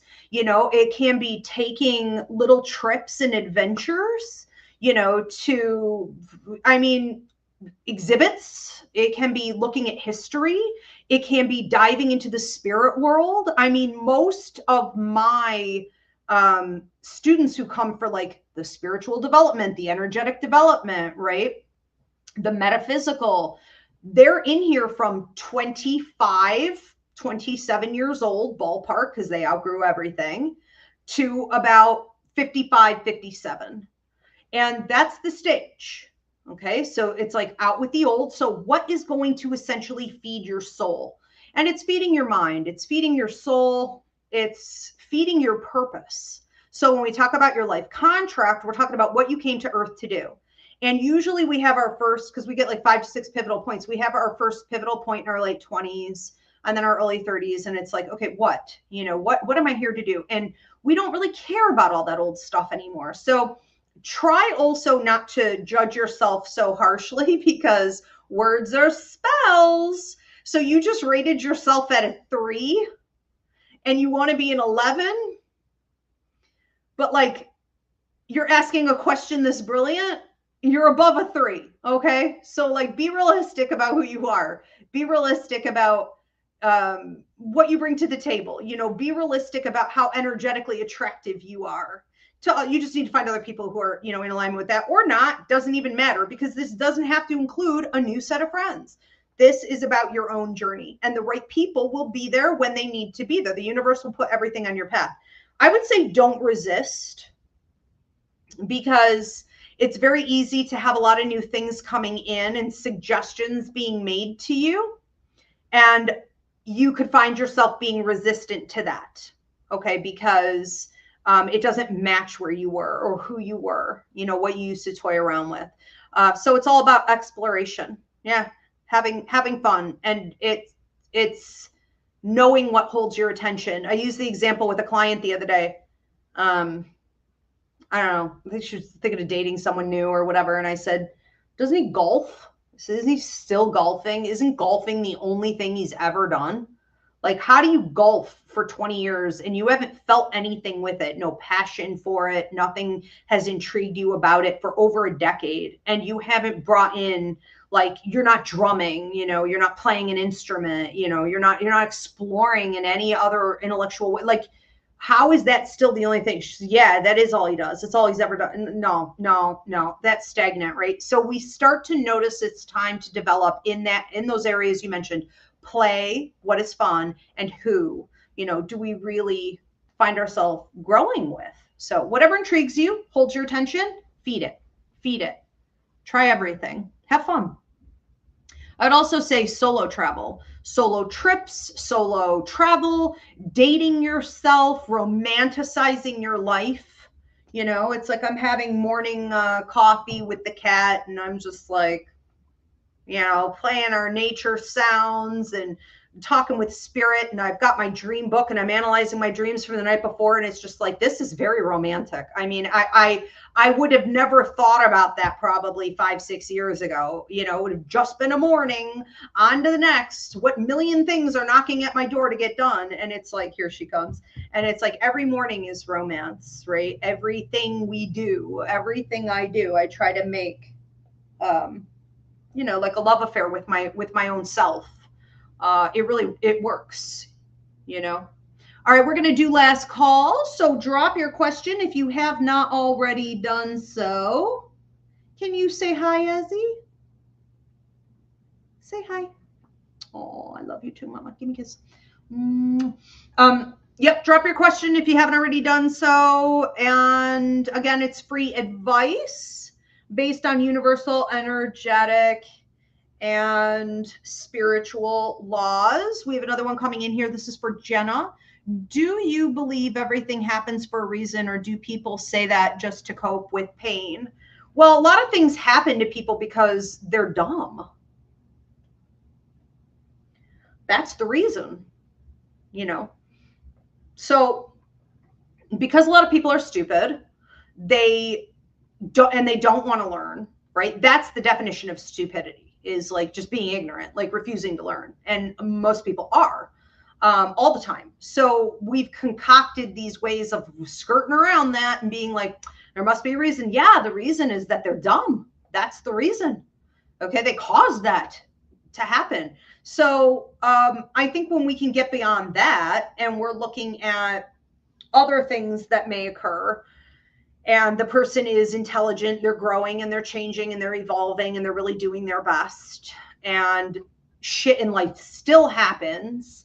Yes, there are points. I call these contracts. So you have your life contract, meaning what you filled out before you came to Earth, all the different lessons you came here to learn, the growth, the work you have to accomplish, the relationship contract, everything is within that contract. And within that, are these other contracts that sort of branch off from that. And these are situations that can occur to help you grow, to help you learn. It's karmic. So no human on earth came here without karma. We would never come here by choice. The earth is a classroom. Humans are spiritual creatures. We're having a human experience. And this is a classroom that, allows us to learn and grow in ways that can only be done on earth. It's the big show. And if it's karmic, then yes, the point is to take everything that happens to you and transmute it from pain to power. What did I learn from this? How did this help me grow? What was the point? Sometimes you know what the point was. Sometimes you just see the lessons. How can you use it to help others?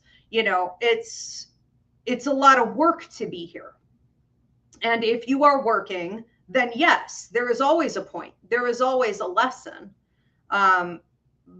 But most of the time, it's because people are dumb and they caused that thing.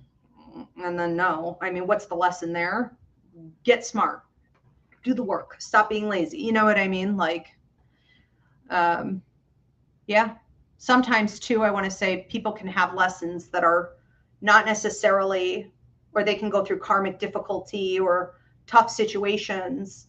And it's not just about us. It can also be about the other people involved. So every now and again, I'll be caught up in some drama and I'll be like, this is ridiculous. I don't really understand how this has anything to do with me. I don't deserve to be roped into this.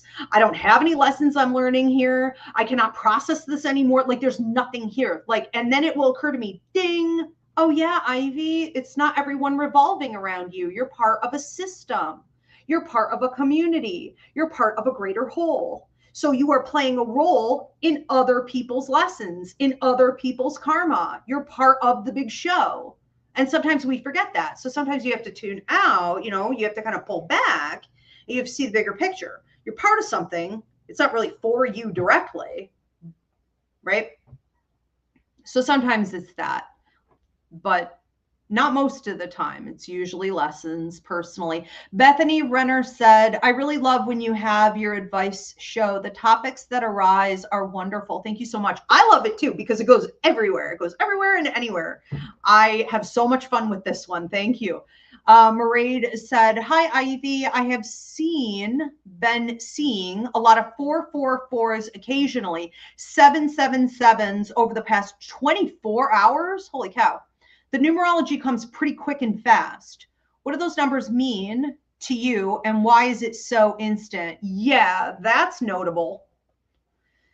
All right, I'm not going to sugarcoat. 444 is massive change in one particular area. The fact that you're seeing them in sets of 3 is divinity, divine timing. It's in alignment with your life contract. 7 is truths being revealed, masks coming off, information coming to you that you didn't previously have access to. It could also be leading to a big opportunity potentially. The fact that it's coming through in a set of 3 is divine timing in alignment with your contract. Okay, so big change. A lot of times we see 7s and we're like, I do anyways. I see 7s and I'm like, yay, I'm finally going to be able to make a move, or door of opportunities coming, or I finally get the key to this door. All the information is going to come to me, but then you kind of slow down and you're like, whoa, but how is it going to come? Masks being, masks falling, truths being revealed. It's usually someone being exposed or a situation being exposed. So it doesn't always come in the most pleasant manner, but if you look at the potential payout, you definitely want to use that information. So paying attention. But yeah, 4 is change, pretty big change in one specific area. So something is going on with you. Yep. Love that. Yeah, I think that, where you're headed, it's a level up. I'll just leave it at that. Mina said, what is the difference between being compassionate and allowing people to drain your energy? Well, you could tell. So when you're being empathetic, when you're being compassionate, when you're showing sensitivity, you're being helpful toward another person. You're not enabling them, meaning if they could stand on their own 2 feet and they're refusing to, nope. So you're not enabling them. You make sure that they are doing their best. They're doing the work, the growth, the change. They're going to take what you offer them and they're going to utilize it, right, in some way. They're appreciative. They're in alignment. They're mindful. They're not just like consuming and greedy and extracting. They don't have a pattern of that lifestyle, right? Also, when you give to someone, you will feel kind of like giving Reiki, kind of like for the energy workers in the comment section. I would love to hear from you. I'm not talking about psychic surgery, which is draining. I'm talking about actual Reiki. When you actually give Reiki, you feel enlightened. You feel rejuvenated. It's like that. So when you give to another person in any way, you feel fed. It feeds your soul. When you are giving to someone who is sucking the life out of you and you should not have been doing it, you're going to feel drained. All right. So there's no way to miss it. And they're never full. They're always looking for more. They're always back for more food. They're never full. All right. And that is you being a martyr. And that is you being a victim. And that means the universe is going to, sort of punish you through negative karmic kickback, which means all areas of your life start to deteriorate because you're feeding something below you. Una says, why do so many people feel like their life is shifting, relationships are changing, and old patterns are breaking? Because they are. So we've got the revolution again, January of 2025, Pluto in Aquarius. So that's, everything's changing. Like systems internationally burning down, patriarchy, capitalism, white supremacy, colonization, all the things that are being like recognized. We're returning to the matriarchy, all of these things happening simultaneously. So it's going to it's a trickle down effect into everyone's personal lives. Yep.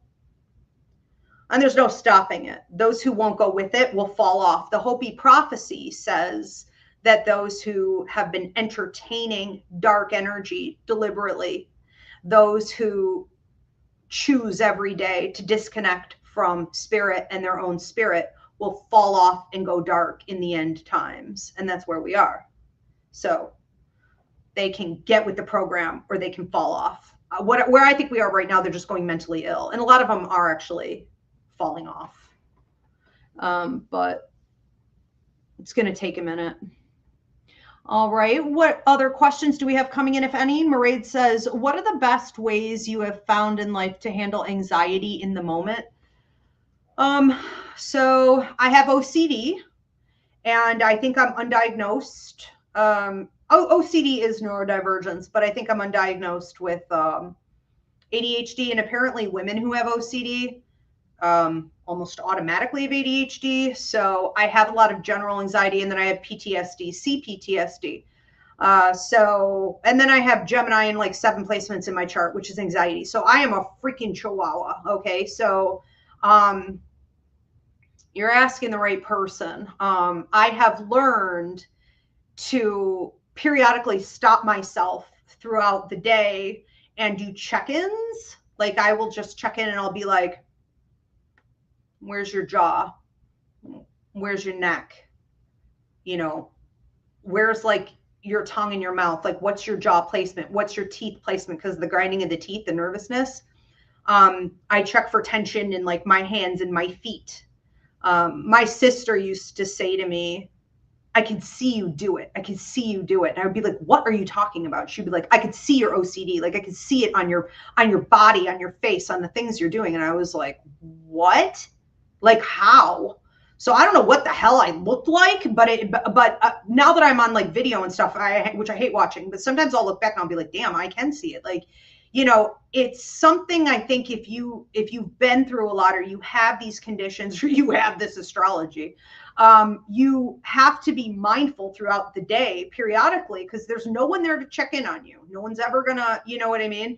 Come in and be like, are you relaxing? Are you breathing? Are you letting the tension build? What kinds of thoughts are we having? What kinds of, if we could have a therapist with us 24/7, that would be great. But you are your own therapist. You are your own doctor. You are your own healer, and you need to own it. And that means that, you're almost reparenting your body and your mind and your energy all day, every day, even at night when I sleep. I will, stop, if I wake up and like, what was I just dreaming of? What was I thinking of? Where's my mentality? Where's my body? Where's my energy? It's discipline. And in the moments when the anxiety, is really bad because I've hit a big trigger. And again, most of the time I keep it out of that energy by maintaining it.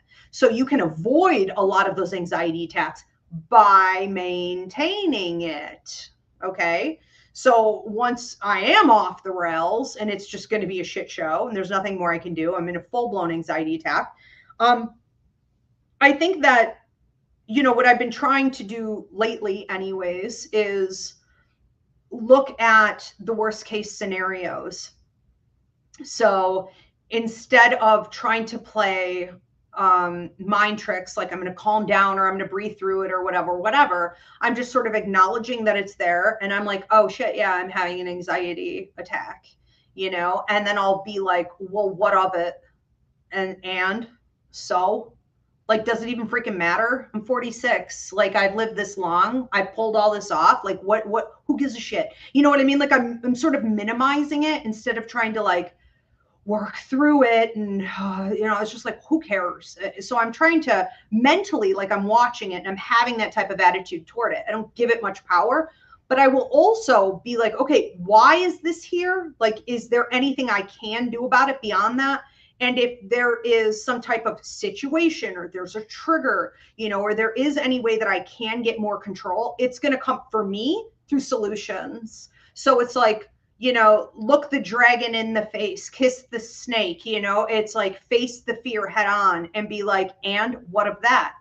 Okay, this thing is giving me anxiety. What if I do A? If that doesn't work, I could try B. Okay, what about C? What about D? I don't let anything push me around. It's like the minute I feel it, I address it with solutions. Or I just go, yeah, whatever, let it pass. I think you reach a point in life, if you deal with it enough, where you just don't really care. It's sort of like any other feeling I have. It doesn't really hold any power over me. It hasn't caused me to malfunction in any significant way. It hasn't created, and even though I have a ton of it, it hasn't made my life dysfunctional. It can feel bad, but it doesn't make it a reality that my life is bad, And so who cares? It's almost like a who cares attitude toward it. I had to stop giving it power because for a long time, an anxiety attack feels like you're going to die. And then it's like, yeah, right. Kind of calling its bluff. It's like, oh, wow, my whole world's falling apart. I'm going to die. And it's like, probably in 5 minutes, I won't even remember this happened. And that really is sometimes how it works. Like, it just passes through. So just like, again, I know I sound like a broken record today, but when we talk about metacognition, it really is the solution to everything. It is pulling back and observing your thoughts, observing your body, observing the energy. I am not an anxiety attack. I am not having an anxiety attack. I am observing an anxiety attack moving through. That's all. I'm watching it. And it just kind of, you're detached, you're kind of numbed out, you're watching. It's like curious. I'm more curious, instead of like, oh, triggered by it. Toy around with it a little bit more. Yeah. Is this Carrie or Carl? I think it's Carl. How do you identify toxic people, spiritual attacks, or draining environments and protect yourself? So I'm going to run to the restroom before I answer this one. Diana, I'm going to have you pop that right back up. Hold on, because that's the long one.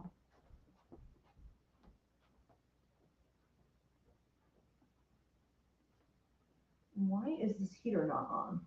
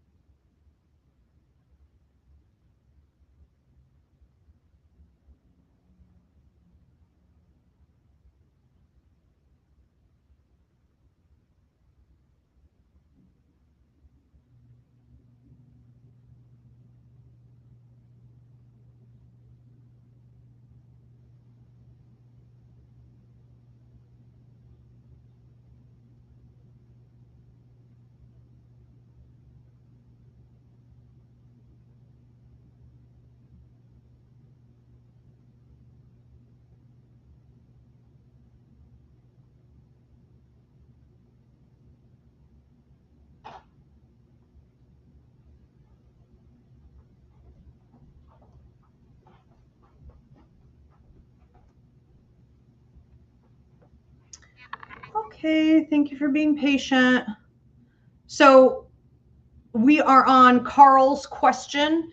How do you identify toxic people, spiritual attacks, or draining environments and protect yourself? All right, so toxic people, spiritual attacks, or draining environments. So I do have some free mini classes up here on my YouTube at Ask Ivy on this. One literally I just put out like a month ago called Spiritual Attacks, How to Protect Yourself, stuff like this. So you may want to look at some of those. And then we have the Hauntings, Clearings, and Detachments class coming up on the 31st. So you guys can register for that on the website. But when we talk about toxic spirit, could you pop that up one more time? I think it was toxic people. Was that the first one? Yeah, people. Okay. So when we identify, right, toxic people, it's normally because we can feel the drop, in our energy. So toxic people are typically saying one thing and doing another. When I watch people who, are always saying, oh, I believe this and I believe that, and that I feel passionate about this, but then I look at their life and it's like years and years and years of the same old toxic patterns. I believe what I see.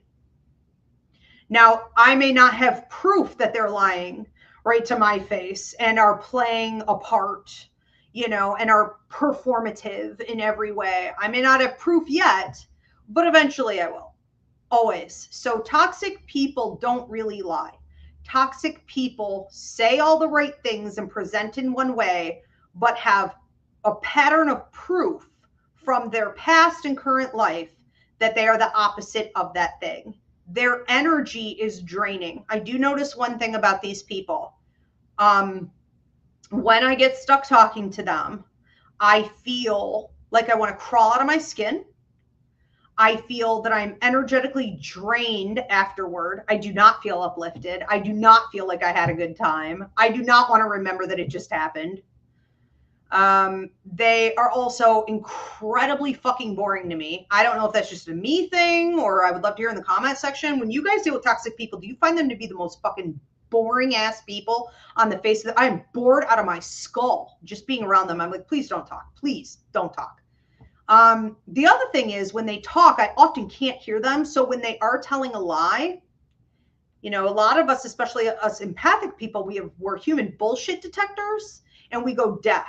So when they're talking, it's like, wah, wah, wah, wah, wah, wah, wah, wah, wah, like the teacher on Peanuts. And it's like, and they'll say, are you listening? And I'm like, am I? I mean, I think I'm trying, I cannot hear you. There are certain physical cues that you will have like this, okay, if you're dealing with toxic people. But mostly just they're two-faced. They're presenting one way and they have patterns and proof in life and energetically are another way. That's it. They may also kind of show up in your dreams, or they haunt your thoughts, or it's like there's something about them. There's something about them. Why am I thinking about them? They often also, toxic people know when you're an authentic person and they're offended by you, or they're jealous of you, or they're clocking you because you're going to be the one to expose them. Now, you may have absolutely no intention or interest in ever doing that, but they clock you when they're toxic. Like you're the problem because they don't want to be exposed. And everyone else usually falls for their BS.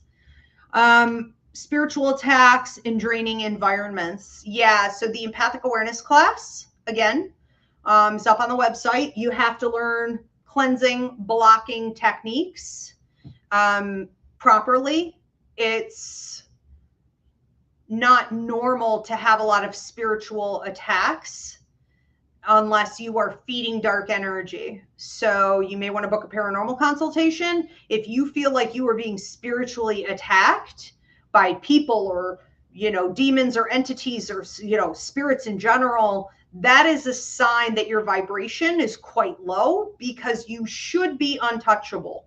to these types of situations. People shouldn't be able to just easily put spells on you. People shouldn't be able to just psychically attack you all the time. Spirits shouldn't be able to come and boss you around or cross your boundaries. That only happens when you are in alignment with that type of energy. So you are attracting these problems because you aren't doing what you need to do. Okay, in your life, if you are at a high enough vibration, these things literally cannot touch you. Now, with spirit, literally, you do have to set boundaries, because if you have mediumistic abilities, all spirits will be attracted to you.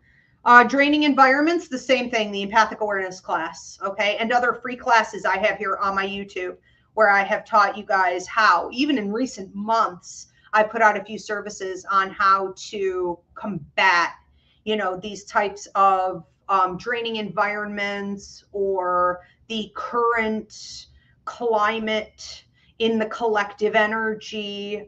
So go back over I think they were under the Roots Revival Church services. Yep. Yeah, 100%. You're going to have to learn the tools. You're going to have to apply them, and you're going to have to create new habits. It's about habit forming. Yeah. Any other questions? Susanna says, what advice do you have for me regarding my career working with adults with disabilities? I don't work with adults with disabilities. But I would say that with any career, because this isn't a psychic mediumship show, this is just my personal advice. I would say make sure it's within your life contract, because no matter what type of work we're going out in the world to do, if it isn't in alignment with our life contract, it isn't going to work. We're not going to be as helpful as we want to be, or we think we could be. They're not going to be as receptive. We're not going to see the levels up that we hope to see. It will get stuck, and it will be stagnant, and it'll be like a mouse on a wheel energy at best, so just make sure that whatever you're doing with your career, you are in alignment with your life contract. And you would definitely feel, when working with them, a great sense of fulfillment.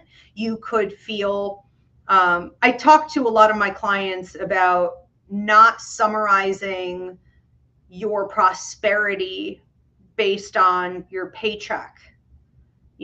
Make sure that you are evaluating how good you feel every day. Are you sleeping like a baby? Do you feel like other blessings in your life are opening up because you're doing what you're meant to do? Or are you not feeling that?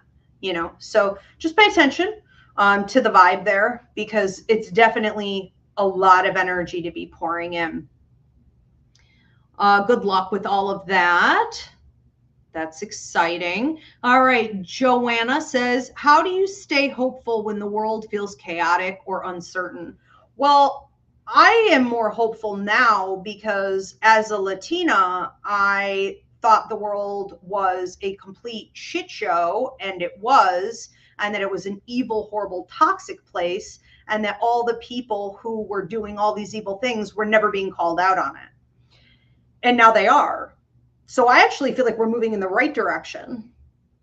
I don't feel like it's a hopeless state anymore. I did spend most of my life just being like, I just want to freaking end it. You know what I mean? Because this isn't going anywhere. But that isn't the story anymore.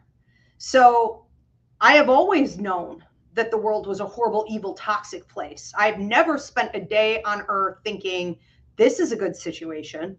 And now I see the ability for those who have had the boot on their neck to finally, not necessarily just receive justice, because we're going to have to take it. We're going to have to take the justice. But, that we are finally having our experiences acknowledged.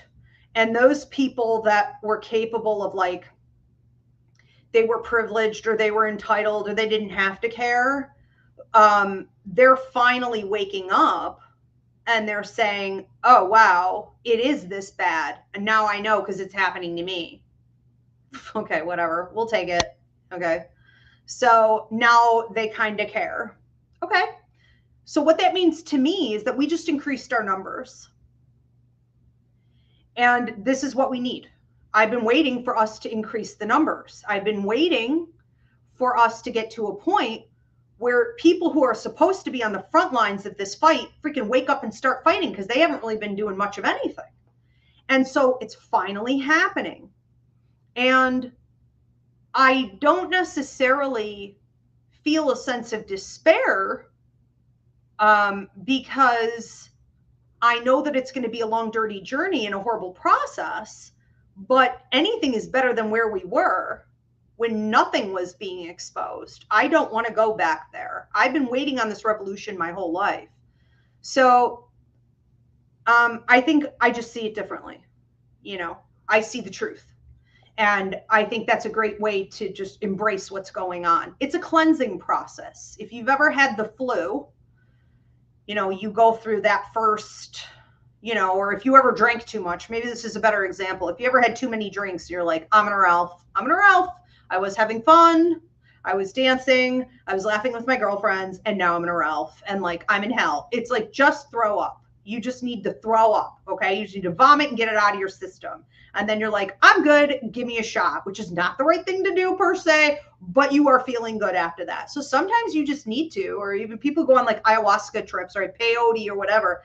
You know, you vomit before you go on the journey. You get the enlightenment, you know, you elevate, like you see the world clearly. And that's where we are. You know, I would love for things to improve faster, but I can't control that. So I don't waste time on that. I don't waste time complaining, because at least we're going in the right direction. Because this was freaking ridiculous up until this point, that like most people weren't even seeing it, or didn't want to, didn't care to, didn't have to. Now you do. You know what I mean? I don't mean you. I mean, now they do, period. So I'm good. I think we just have to live within bounds of reality of our circumstances and not spend too much time wishing it were different, but spend our time instead asking, what can I do about it? How can I move this in the right direction? So less complaining and more time spent in action. A lot of people who are really suffering these days and are like, my mind is blown. The world is a horrible place. This is the worst it's ever been. It's like, no, it isn't. No, it isn't. And what are you doing about it? Oh, nothing? That's the problem. Go do something. Get on the front lines. Fight. Activism, advocacy, speak out, push the revolution through. The more we get out there, the faster this thing moves, and the quicker it can all come tumbling down. Susanna Cruz said, sounds good. Yes, the individuals I work with, they light up when I work with them, and I love what I do. Thank you for the advice. I appreciate it very much. Have a good night. You're so welcome. That's amazing. That's how you know you're doing something within your life contract. It should feel good. Work should feel good every day. Not easy necessarily, but it should feel good. You should sleep like a baby. All right, let's see if there are any more questions coming in. Okay, we are at time. So thanks so much, you guys, for tuning in. Again, this is my favorite show, and so I really love that you guys enjoy it too. And let me do this. We have another show coming up. Trying to think. Diana, do you know what's going on? Wednesday. What blessings are coming your way? You guys voted this in for the 2026 show lineup. And we are back 9 p.m. Eastern on all these platforms. I'm going to tell you what blessing is coming your way and when. You can also go ahead and purchase this. This was such a hit show. I added it to my website. So you can go onto my website, Ivy Rivera, psychicmedium.com, and you could just purchase a blessing reading, or you can gift it to someone else who needs it. Just based on some of the questions here tonight, you guys may have noticed there's a lot of heavy energy. There's a lot of collective despair. Please do share that show on Wednesday or advertisements about it with others, because everyone needs a pick-me-up right now. And I'm not blowing rainbows and butterflies up your ass. I'm telling you actually what blessing is coming and when it's going to hit. Okay, so it gives you some hope and joy and peace. Thank you so much, Diana. Always working with us from Dubai. Please send her prayers of protection right now. And thank you, everyone, for tuning in. I'll see you guys Wednesday. Have a good night.